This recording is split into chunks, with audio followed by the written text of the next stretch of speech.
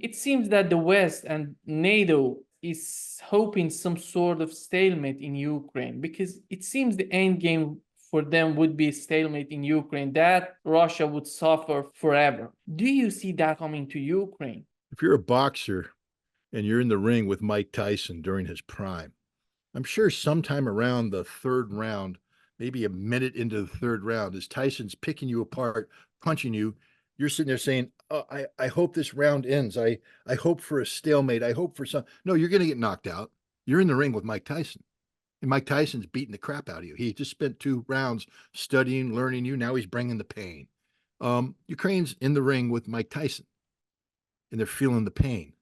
NATO's there symbolically. They're the trainer on the sideline watching their fighter get taken apart. Again, the trainer can sit there and say, well, the best I can hope for is that maybe Mike Tyson breaks his hand punching my guy, and then he can't finish the fight and we have a draw.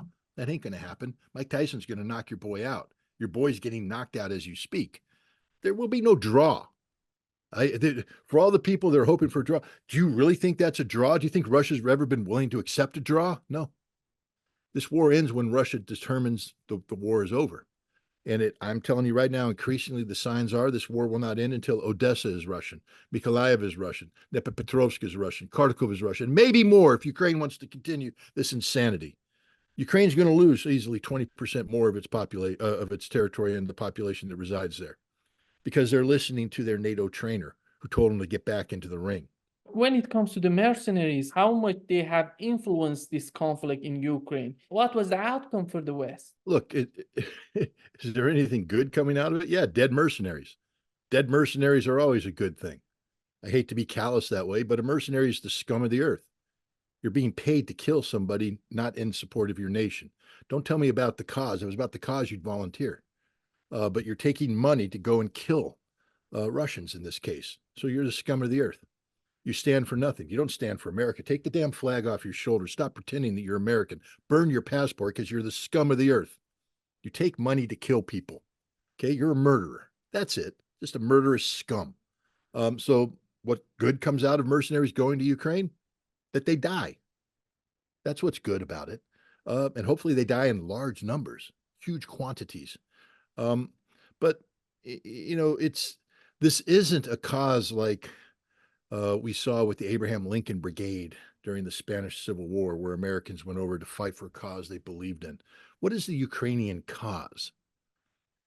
If it's anti-Russian, then it's not a Ukrainian cause. That just means that you're prejudiced against Russians, and you just want to kill Russians, and you kill Russians wherever you could. Do you support Banderism? Are you a racist? Are you a Nazi? Well, then again, that goes in line with the kind of mental capacity that's required to be a mercenary. It means you're not a human being. You're scum. I hope you die soon. This isn't a cause. This isn't something to rally around. Did they have an impact? I think in the summer of 2022, they did have an impact. They stepped in at a time when the Ukrainian army had been eviscerated by the Russians. Everybody talks about the peace negotiations. Why do you think Ukraine went to the peace table so early on? Because the Russians were destroying their army, wiping them out. Yes, the Ukrainians are doing a flexible defense. Yes, Russian forces penetrated too deep sometimes without adequate security. Convoys were cut off and killed. But the Ukrainians were being wiped off the map. Talk to the Ukrainian soldiers about May, June, and the desperate straits they were in. It was only the injection of $48 billion of U.S. military aid and a couple $billion from the Europeans, and the arrival of tens of thousands of mercenaries who were able to form units that were able to be deployed on the battlefield and used in support of this operation, this counteroffensive, along with other Ukrainian units. But the mercenaries took the lead in this counteroffensive. Now, they all died, and so did the Ukrainian army. That's why they had to rebuild them. But now it became positional warfare, and mercenaries started to realize that war is hell. It's not a lark. It's not a game. Getting hit by Russian artillery over and over and over again with no hope of surviving became something that fewer mercenaries wanted to participate in. And today, I think you see there's fewer mercenaries on the battlefield. They are deployed in areas where you have Ukrainian nationalist units, Azov Battalion, the Nazis, because they are like-minded. They're criminal elements. But fewer and fewer people are willing to go off and volunteer, sign up for what is in all essence a death sentence. But no, mercenaries haven't had a meaningful impact on this battlefield except extending the conflict. And the only thing good about it, as I said before, is that for every mercenary that signs up, hopefully that's just one more dead mercenary. The world doesn't need mercenaries. The world doesn't need mercenaries. The world should condemn mercenaries. Nobody should weep over the death of a mercenary because they are people without a state. They have said, I am not. I get tired of saying a Brazilian mercenary. Really? A Brazilian mercenary? He's not a Brazilian. He's a mercenary. He's taking money to kill Russians. Is that the official policy of Brazil? Then send your own troops who took an oath to Brazil saying, we are defending Brazil's interests by going to Ukraine and fighting the Russians. But don't call them a Brazilian mercenary. They're stateless. They don't belong to Brazil anymore. They're the scum of the earth. Don't call them American mercenaries. They're stateless. They're not Americans. Americans take an oath to their country, wear the flag, get paid by the American taxpayer, support the Constitution. You don't go over there as an individual to get paid to wage war on behalf of a non-American entity like Ukraine, especially one that has embraced the ideology of Stepan Bandera. Mercenaries have no state. They're stateless scum. And when they die, nobody should shed a tear. The other thing that Putin said during this interview was they have to denazify Ukraine. And denazification in the eyes of Putin was all about the law in the constitution of Ukraine. What's your take on this? Well, first of all, let's just start off. It's not in the eyes of Putin. Putin is a Russian president. He's the executive of the Russian nation. So say in the eyes of the Russian government, or you can even say in the eyes of the Russian people, the Russian nation. I think it's wrong to personify this and say that Putin is the one. He of course, was the mouthpiece. He was the voice that you heard. But when Putin speaks, he's not speaking as Putin. He's speaking as the leader of Russia, the Russian government, the Russian people. And if you understand that, then you understand how strongly your next words resonate, that it's about law. Russia's a nation of laws. This isn't about individual retribution. This isn't about personal revenge. This isn't about Vladimir Putin having a grudge against somebody. This is about the Russian nation, a nation whose history and heritage says that the existence of a Nazi regime in Ukraine is not only a historical affront, but it cannot be allowed to exist. It represents an existential question of survival, not just for Russia, but for the entire world. This is an evil that should have been stamped out in 1945, never to raise its head again, but here it is, fostered by the West. So there will be denazification. Morally, it has to happen. The ideology of Stepan Bandera can never again be allowed to resonate forth from Ukrainian soil. It may exist in diaspora, in Canada, here in the United States, as I've said over and over again, in Ellenville, they have a statue to this scum of the earth, Stepan Bandera and his compatriots. So his memory may live on. They're just like racism today lives on in the homes of the few Ku Klux Klan's members who hide amongst society. But we don't tolerate the racism here. We don't, I mean, it exists, but we don't officially tolerate it. Russia's not going to tolerate the continuation of this. Banderism must be eradicated legally. It must be made illegal. There must be changes in the Ukrainian constitution that ban this, that outlaw, just like the Germans did with Adolf Hitler, outlaw statues, outlaw commemorations. How many Adolf Hitler Strasses do you see? Has Berlin turned their main street into Adolf Hitler Strasse? No. Why? It's illegal. In Nuremberg, have they resurrected a statue of Adolf Hitler where people come in and lay flowers every year to commemorate his death? No. Why? It's illegal. Why? Because the Germans have decided that Adolf Hitler's ideology, the Nazi ideology, is not tolerable. It's incompatible with Germany, and they've outlawed it. And that's the future of Ukraine. Ukraine will have to pass laws, will have to pass a constitution that says that Banderism is outlawed, not tolerated. And if the current makeup of Ukrainian government doesn't want to do that, then Russia will find one that will. And that's how you denazify. You terminate the current government that has breathed life into Banderist ideology, and you replace it with a government that will make the changes necessary to outlaw and condemn and eradicate Banderism. That's denazification. Plus, you hunt down and kill everybody in the right sector in Sloboda and the other neo-Nazi Azov who have committed these horrible crimes. Now, Russia won't kill them because Russia, of course, is a law-abiding nation, has done away with the death penalty. But they will arrest them. They will put them on trial, and if they're found guilty, they will pay the requisite penalty, probably 2+ decades in prison. But that's the lot of criminals. You break the law, you pay the price. I mean, as my old buddy Beretta said, if you can't do the time, don't do the crime. Putin said that in the eyes of the US elites, China is the biggest enemy of the US. In your opinion, if that's the case, why they started this war with Russia in Ukraine if China is the biggest enemy of the United States in the eyes of the US elites? Well, first of all, Putin's 100% correct. And one of the US elites who reflects the notion that China is the biggest threat is Tucker Carlson, who views China as a bigger threat than Russia. So Putin was simply calling Tucker Carlson out on on his own ideology. The way the United States squares this problem is by saying that Russia is little more than a military power.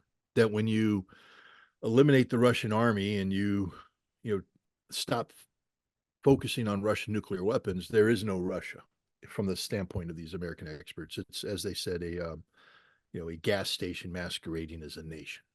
Now, this is as ignorant as the day is long. This is why I always tell people, look, if you're a reporter, if you're somebody who follows geopolitics and economics, you belong at the St. Petersburg International Economic Forum in June. It's the most important economic forum out there. It swamps Davos in terms of relevance. Davos is just a bunch of stupid rich people fantasizing about a world that doesn't exist. The St. Petersburg International Economic Forum is about reality. It's where Russia is making linkage with the rest of the world, and that linkage is succeeding, including China, including India, including others. The other place you need to be this year is in Kazan, in October, when Russia hosts the BRICS summit, and you're going to see a transformation of geopolitical reality. This is real, and Russia is a leader in both of these efforts. So I think the people who say that Russia is nothing, they don't know Russia, but Russia doesn't care. That's the beauty of it anymore.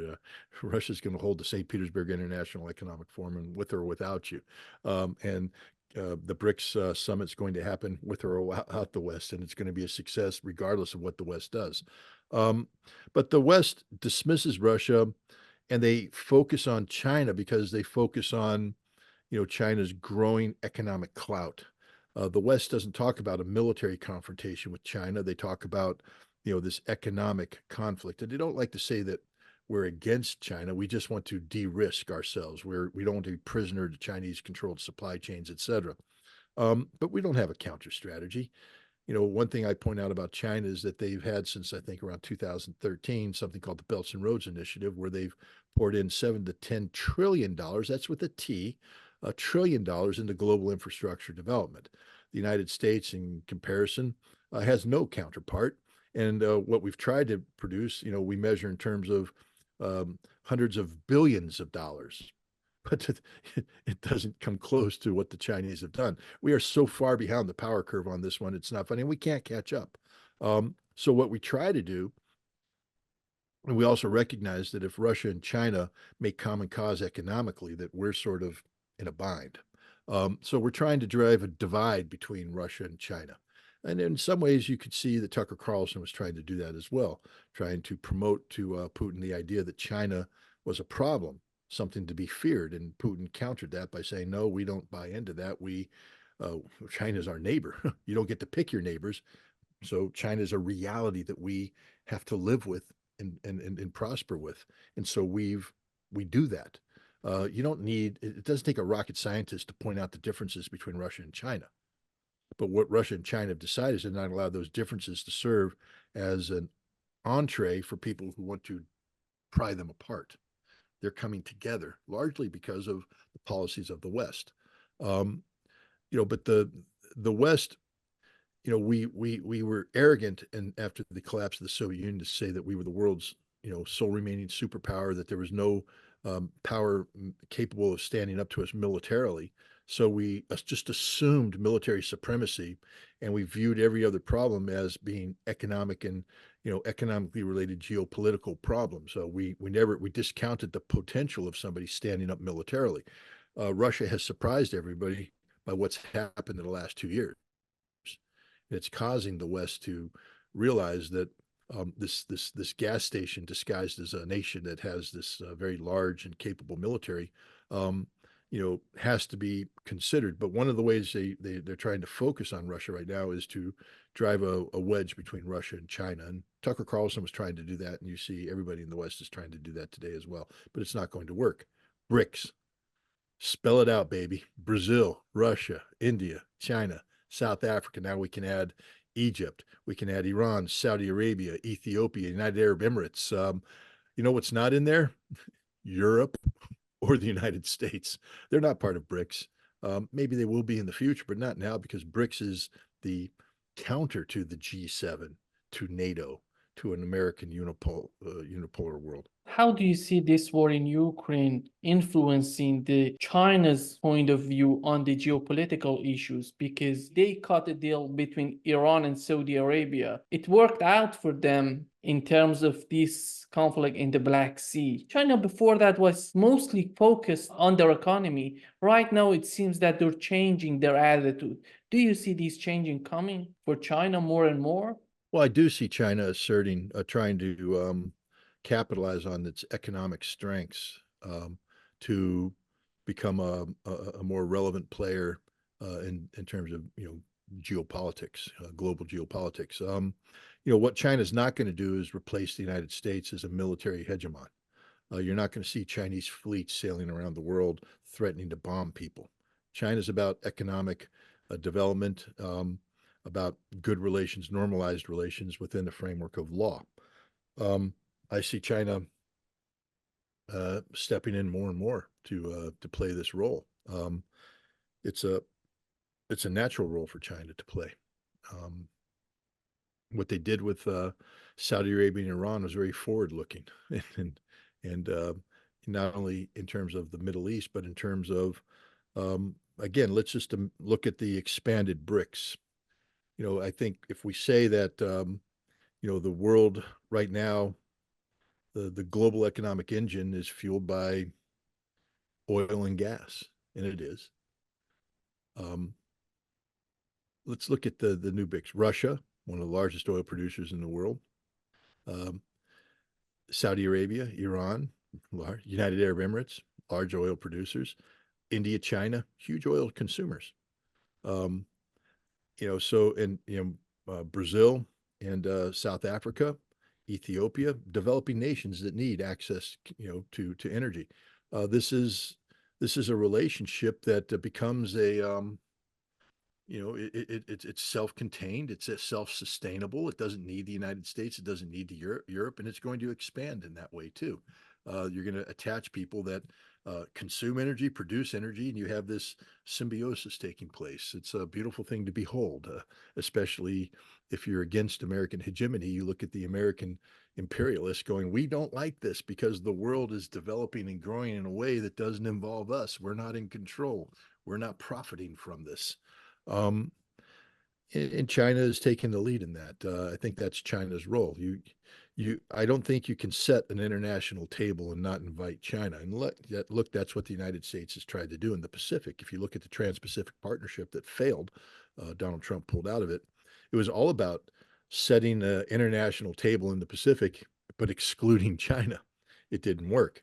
China's now set a table that doesn't include the United States or Canada because they say, we don't want you. You're a disruptive force. I mean, the United States has become that mad uncle that you don't want coming to your table at Thanksgiving because he's going to come in here smelling of alcohol and he's going to swear at people and get sick and disrupt the whole meal. So it's like, no, we don't invite you anymore. We want a table full of people that want to enjoy each other's company.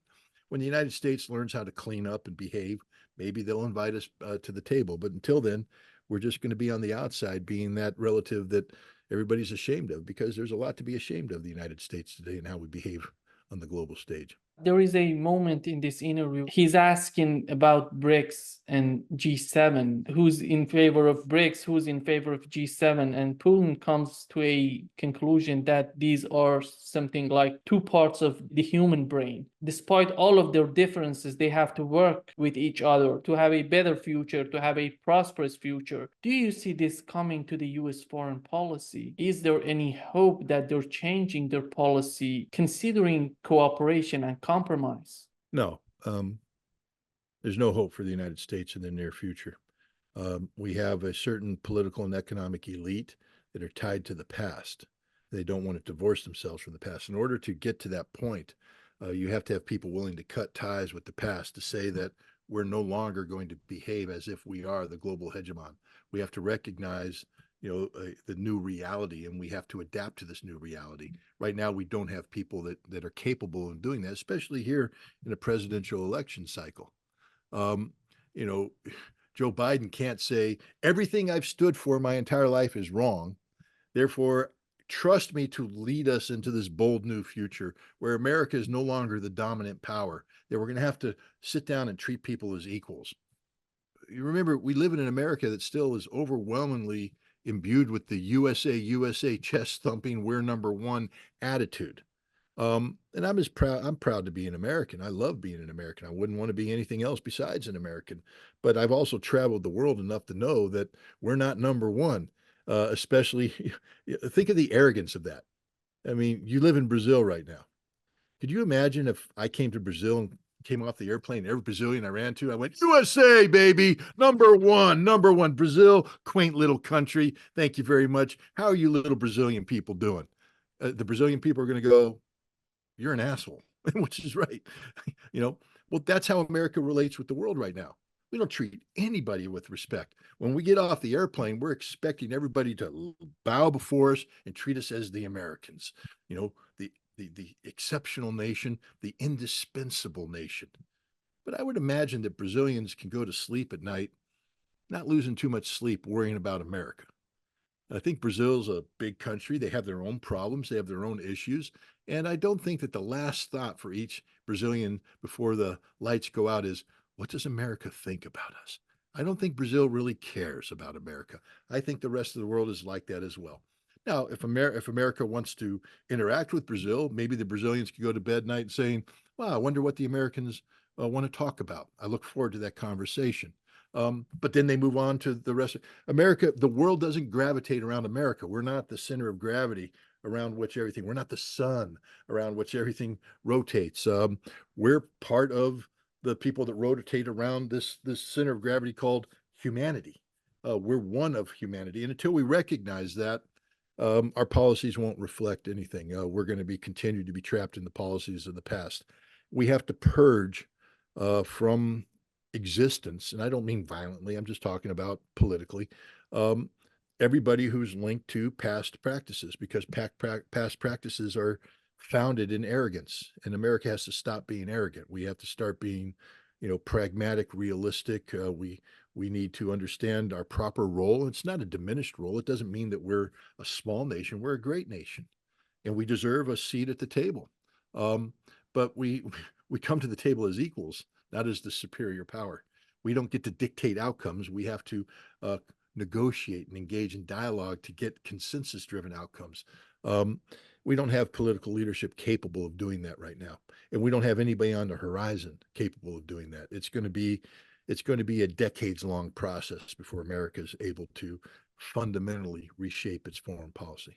Recently, Lavrov said that if we're going to get a new member for the UN Security Council, we support representatives from Africa, Asia, and Latin America. Do you think that would be one of the steps that we can take toward this situation of having some sort of balance in the international relations? Well, it's common sense. Of course it is. But, what it shows you is the comfort level of Russia and its role in the world today. Russia looks at the Security Council right now, the 5 permanent members, and they see the United States, Great Britain, France. Look at those 3 victors of the Second World War, but really only one's a great nation. France and Great Britain are just a joke, literal a joke. I mean, Great Britain, when you factor it into the list of nations, It's pathetic. It's at the bottom. France, same thing. These are not great nations. They're not even great civilizations anymore. France is holding on to some sort of claim, but there's nothing. The British Empire, a thing of the past. Great Britain, the Commonwealth, just a crumbling edifice of nothingness.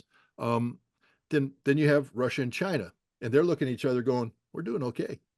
We're sort of confident in where we stand today. We got BRICS, we got the Shanghai Cooperation Organization. Russia's got great relations with Africa. They don't fear Africa. Russia is capable of having good relations with South America. They don't fear Venezuela. They don't fear Brazil. They don't fear. They're comfortable with these people as equals, as equals. That's the thing. And the Chinese, they're just basically saying the whole world is our oyster, economic oyster. We'll deal with everybody. Bring more to the table. We can handle this because we're China. We have an economy that's growing, booming. We're comfortable with this. The United States isn't comfortable because right now we can control the Security Council because we can control these two little pathetic puppies that are there, France and the United Kingdom. If you bring in another Security Council member, that there's talk of Germany. Why would you let Germany in? They were defeated World War II power, so they should never be given a seat at the table, just like Japan. But even if they did come in, it's a failing economy.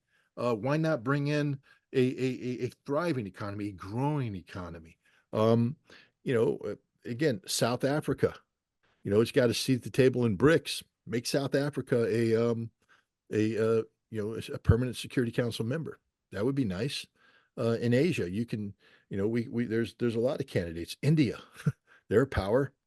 Let's bring India in. Brazil deserves a seat at the table. They're there. But see, what I just gave you is I gave you 3 of the BRICS countries. It shows you that the United States is not in control of the growth of the world. It's not comfortable with a growing and empowered world, and the United States will not allow expansion of the Security Council in this manner. If they were going to agree to expansion, they would have to have a country they can control. The United States doesn't know how to coexist with people as equals. We have to control people. So we will not allow the expansion of the Security Council unless it includes Germany, or Japan. We can control these 2 countries. But God, no, we're never going to let Brazil in. We're never going to let India in. We're never going to let South Africa in because we're afraid of them. We're afraid of truly independent-minded nations.